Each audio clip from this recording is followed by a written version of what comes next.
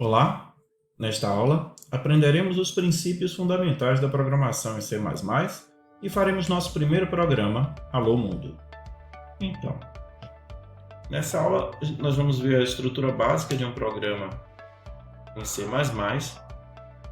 e aprender a construir nosso primeiro programa, Alô Mundo. O programa Alô Mundo é o programa que todo programador faz quando está aprendendo uma nova linguagem de programação e ele essencialmente faz o quê? Escreve na tela Alô Mundo. Para isso nós utilizamos um comando de saída. Existem comandos de entrada e comandos de saída. E nós vamos usar um comando de saída. Cada linguagem de programação tem um ou mais comandos de saída. A linguagem C++ tem um ou mais comandos de saída. Uma particularidade da linguagem C++ é que ela é derivada da linguagem C. Em 1972 foi oficialmente lançada a linguagem C, como uma linguagem no padrão ANSI. O projeto começou em 1968, a ideia era escrever uma nova linguagem de programação que permitisse reescrever o sistema operacional Unix. O Unix foi criado nos anos 60 pela AT&T, uma subsidiária da Bell Telephonics, para dar aos computadores da época a capacidade de utilizar, de ter seus recursos melhor utilizados. Os computadores eram muito poderosos para aquela época, mas os recursos eram subutilizados porque o programa era carregado no computador, ele tinha que fazer uma série de processamentos, às vezes ele precisava fazer leitura de uma fita ou de um cartão perfurado, e durante esse processo de ler esses dados, o processador ficava ocioso. Da mesma forma, só uma pessoa utilizava o computador de cada vez. Mas o computador tinha muito mais capacidade do que isso. Então a AT&T desenvolveu o sistema operacional. O sistema operacional é uma peça de software que trabalha em conjunto com o hardware, que dá a esse hardware uma maior capacidade do ponto de vista de ser utilizado pelos seres humanos, mas também por outros usuários não humanos, que são programas de computadores e outros computadores também, de forma compartilhada e de modo que os recursos são melhor utilizados. Então, o primeiro sistema operacional efetivamente utilizado foi o sistema operacional Unix, criado pela AT&T, subsidiária da Bell Telephonics. Mas ele foi feito em Assembly. A linguagem Assembly é uma linguagem extremamente difícil de compreender, de aprender e de manter. Reza a lenda que cada vez que era corrigido, que os programadores corrigiam um bug, um defeito no código do sistema operacional Unix, eles introduziam mais 100 nesse processo, dada a complexidade da própria linguagem. Então, Ken Thompson e Dennis Rich, da AT&T, resolveram criar uma nova linguagem de programação. Ken Thompson vinha trabalhando na linguagem B, mas B não ficou muito boa. Então, junto com o Rich, eles criaram a linguagem C, que tem esse nome só porque veio depois do B. E a linguagem C fez muito sucesso porque se teve muito êxito em reescrever esse código do Unix e construir uma nova versão. Até hoje, os sistemas operacionais são escritos em C ou em C++. Nos anos 90, Bjorn Stroustrup ele queria criar uma outra nova versão da linguagem do sistema operacional Unix, só que dessa vez para processamento distribuído. O que quer dizer isso? É quando você cria um programa onde partes desse programa rodam em vários locais da rede e eles cooperam, mesmo estando remotamente instalados, afastados fisicamente, eles cooperam para a execução de uma tarefa. E de alguma forma esses dados, essas subpartes, essas subtarefas se juntam em algum momento para produzir uma solução completa. Ele achou que seria mais fácil construir uma versão distribuída do Unix, criando uma nova versão da linguagem C que utilizasse o paradigma da orientação a objeto, que essencialmente nos leva a tratar os programas como objetos da mesma forma que nós temos no mundo real. Nós podemos manipular objetos, nós podemos tirar cópias de objetos, nós podemos destruir objetos. Então, objetos eles dão uma nova dimensão à programação de computadores. Cria novas facilidades, mas também outras dificuldades. A primeira versão que Bjorn desenvolveu, ela não era uma linguagem nova realmente. Era um pré-processador em cima do compilador C que convertia todo o código objeto-orientado em um código C. Ele convertia o código em C++, que não se chamava C++ naquela época, se chamava C com classes.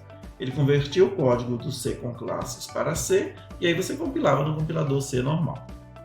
Mais tarde, ele conseguiu transformar isso num padrão da ISO e sim, a linguagem C deixou de ser a linguagem C++ deixou de ser o C com classes e passou a ser o C++, que é o C++ que nós temos até hoje. Então, a característica fundamental da linguagem C++ e que a diferencia bastante da linguagem C é a orientação a objeto. Nós passamos a pensar em objetos que nós podemos manipular, objetos que reagem a estímulos do meio ambiente, objetos que têm características que são próprias e que podem se modificar ao longo da execução do programa. E a gente vai ver isso tudo mais adiante no nosso curso, quando a gente falar da programação objeto-orientada em C++. Agora, nós vamos aprender os fundamentos, os elementos básicos de um programa em C++. Todo programa em C++, assim como qualquer programa em C, começa com um include. O include é uma diretiva de pré-processamento. Toda diretiva de pré-processamento começa com o caractere sharp, também chamado de sustenido, né? Alguns chamam de forquilha, sei lá, dão tantos nomes a isso.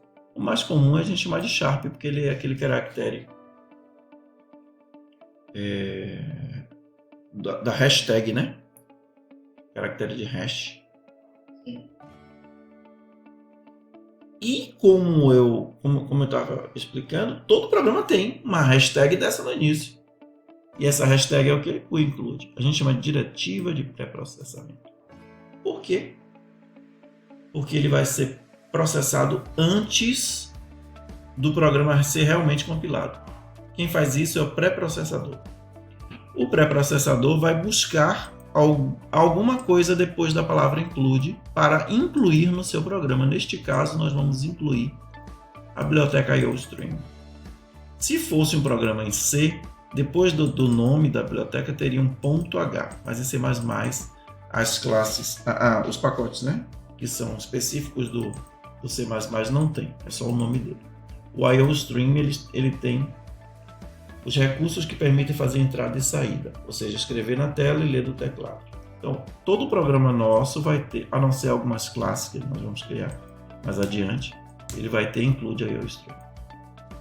Logo em seguida, nós temos Using Namespace std. A gente vai ter a oportunidade de aprender sobre namespace mais adiante no nosso curso. Mas, basicamente, é uma forma de empacotar elementos, podem ser variáveis, podem ser funções, dentro de um espaço do que é chamado de espaço de nome, por isso namespace. E isso torna mais fácil a organização desses elementos que têm características comuns. Nós aqui estamos utilizando, por isso using, o namespace, que é de entrada, o namespace padrão de std, que contém os elementos de entrada e saída que a gente vai utilizar. Sem usar esse comando, using namespace std, o programa fica com um código um pouco mais complicado. Funciona, mas fica um pouco mais complicado. Eu vou mostrar daqui a pouco a diferença. Todo programa em C tem uma função main. E todo programa em C++ também. Então a gente vai ter uma função definida da seguinte forma. Um tipo de dado de retorno, que aqui é int, que representa inteiro. Um nome, que é o nome da função. Entre parênteses os parâmetros formais, abro chaves, alguma coisa que implementa a função e fecho chaves. Se é uma função e ela tem um tipo de retorno, ela tem que retornar alguma coisa, senão vai dar erro. Então, por padrão, a gente coloca retornando 0.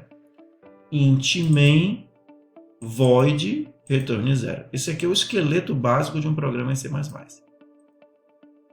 Se eu quiser retornar 1 aqui, pode, mas vai ter um significado diferente. Isso é uma convenção, não é uma obrigação. mas a gente diz que se o programa terminou bem sem nenhum erro, ele deve retornar 0. Se ele retornar qualquer coisa diferente de 0, é algum código de erro, mas é específico do programa.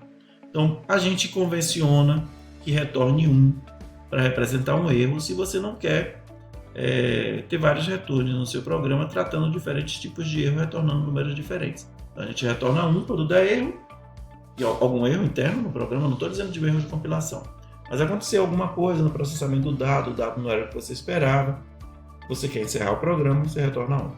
Se não, você retorna 0. É obrigatório ter pelo menos um return na função main se ela tem essa assinatura int. Se eu não quiser retornar nada, se eu quiser retirar isso aqui, ó, eu coloco aqui void. Toda vez que eu encontrar void num programa, eu estou dizendo que isso aqui não tem nenhum tipo definido. Quando eu faço void main void, eu estou dizendo que essa main não é uma função, não vai retornar nada, e eu estou dizendo que ela não recebe nenhum parâmetro.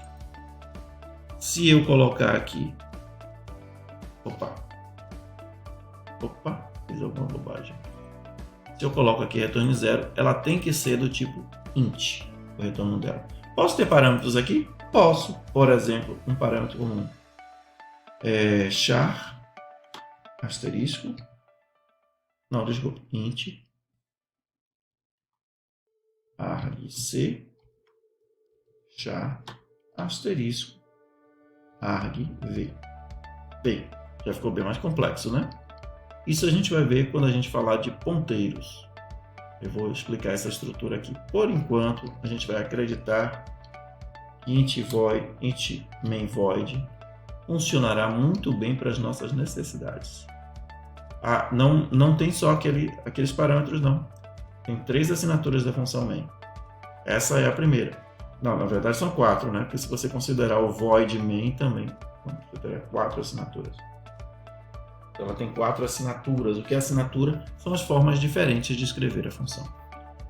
Vamos escrever nosso alô mundo. Para eu escrever na tela, eu escrevo cout, uma seta para a esquerda, dizendo que o dado vai virar da direita para a esquerda, entrando neste elemento aqui. Isso aqui é um objeto, é um canal de gravação.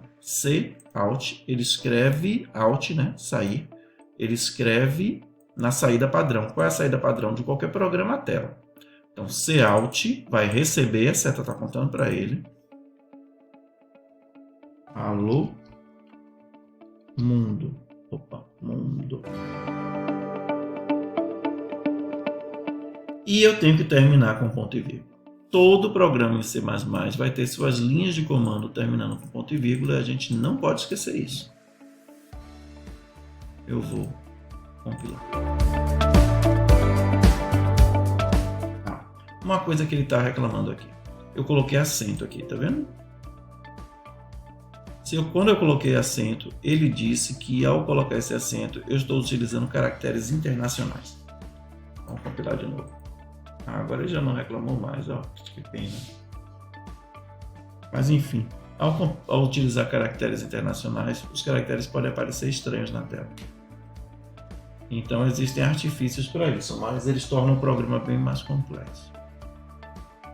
Alô mundo, ó. Olha que apareceu o caractere estranho aqui na tela, no lugar do acento. Alô mundo. Isso se chama encoding, codificação dos caracteres. Então, alô mundo, eu vou tirar o acento aqui por enquanto.